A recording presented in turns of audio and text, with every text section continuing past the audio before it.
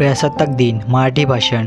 अध्यक्ष महोदय, माननीय मुख्याध्यापक आणि गुरुजन वर्ग आणि माझ्या मित्रमैत्रिणींनो, यंदाच्या 76व्या प्रजासत्ताक दिनाच्या तुम्हा सगळ्यांना मनःपूर्वक शुभेच्छा. आज आपण आपल्या भारत देशाचा 76वा प्रजासत्ताक दिन साजरा करण्यासाठी येथे जमलो आहोत. प्रजासत्ताक दिनानिमित्त माझे मत मांडण्याची मला ही संधी मिळाली, ही माझ्यासाठी सन्मानाची गोष्ट आहे. दरवर्षी 26 जानेवारी हा दिवस आपल्या देशात प्रजासत्ताक दिन म्हणून साजरा केला जातो. भारतीय इतिहासात या दिवसाला विशेष स्थान आहे. 26 जानेवारी हा राष्ट्रीय सण म्हणून आपण मोठ्या उत्साहाने आणि अभिमानाने साजरा करतो. 26 जानेवारी 1950 रोजी भारतीय राज्यघटना लागू झाली, हे आपणा सर्वांना माहीत आहे. तेव्हापासून आजपर्यंत सर्व भारतीय दरवर्षी प्रजासत्ताक दिन साजरा करतात. 15 ऑगस्ट 1947 रोजी भारताला ब्रिटिशांच्या गुलामगिरीतून स्वातंत्र्य मिळाले असले तरी तेथे कोणतेही राष्ट्रीय संविधान नव्हते.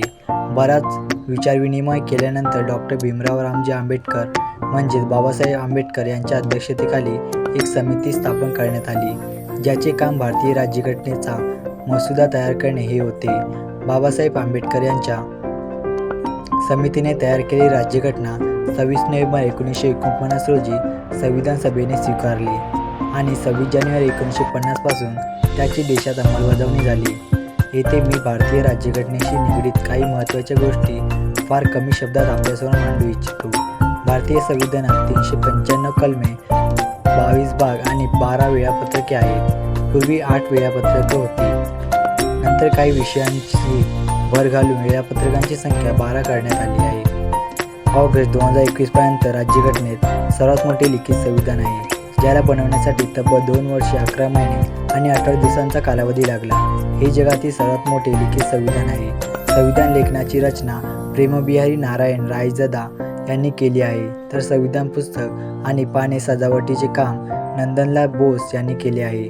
भारतीय राज्यघटनेत व्यक्तीचे काही मूलभूत अधिकार विहित केलेले असताना काही कर्तव्येही नमूद करण्यात आले आहेत.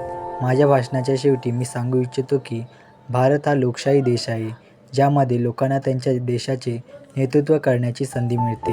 आपला देश आणखी चांगला करण्यासाठी आपण सर्वांनी मिळून प्रयत्न केले पाहिजेत. मला माझे विचार मांडण्याची संधी दिल्याबद्दल मनापासून धन्यवाद.